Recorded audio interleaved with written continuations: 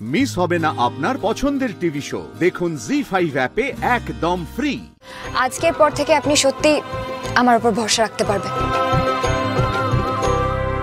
একজন প্লেয়ার হিসেবে বলছি, বক্সিংটা রিং এ হয়, বাকযুদ্ধ নয়।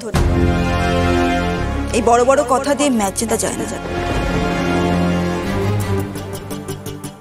একদম ঠিক কথা বলেছেন ম্যাডাম, আমিও জবাবটা ওখানেই দেব। স্যার তো জানেই তার ছাত্রী কি পারে, আপনিও জানবেন একটু পরে।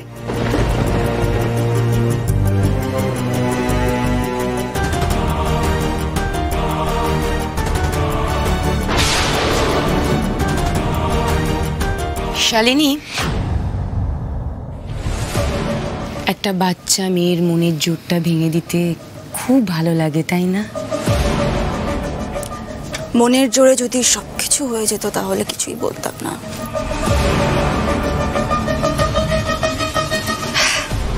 রোহিত এই ছেলে মানুষ এগুলো কেন করলো বুঝলাম না। রোহিত রায়চৌধুরীকে ফুলকি বেগ দেবে, হাস্যকর। বাট হ্যাঁ, যদি কেউ ইচ্ছে করে হেরে যায় আমার কিছু বলার নেই। আরে বাবা, ম্যাচ তো এখনো শুরুই হয়নি। আগে শুরু তো হতে দাও। খেলা শুরু হওয়ার আগে মন্তব্য করে কি লাভ? হ্যাঁ,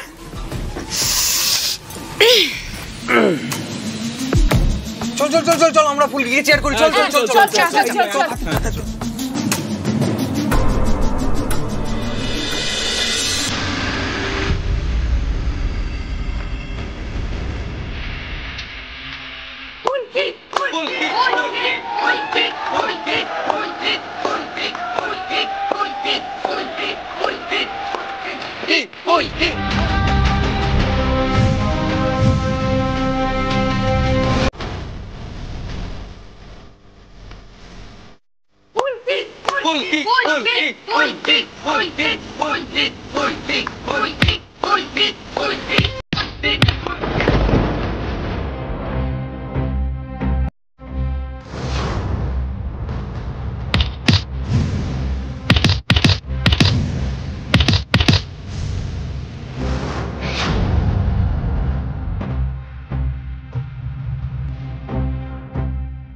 পাঁচগুলো তো রিয়েলি দিচ্ছি। ফুলকি তো নিজেকে দিব্যি ডিফেন্ড করছে। গুড। স্যার বলেছেন রিফ্লেক্সটা যেন সবসময় থাকে, তৈরি থাকতে হবে।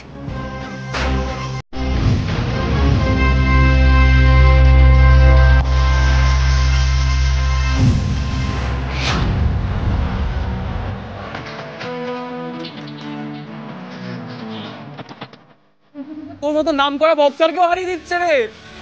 ইয়ার ভাব একবার, খেলাটা যদি শালিনীদির সাথে হতো তাহলে কি হতো? দুমদাম খুশি খেয়ে যেত।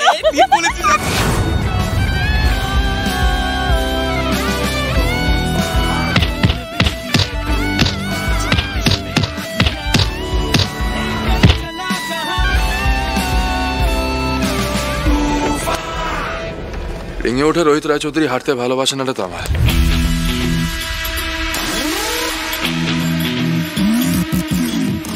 সে উল্টো দিকে যাই হোক না। কামাল দাদা, স্যারের ছাত্র কিন্তু স্যারেরই মতো। আমারও খেলার জায়গায় হারতে ভালো লাগে না। জি5 ডাউনলোড করুন আর সব এপিসোড দেখুন একদম ফ্রি।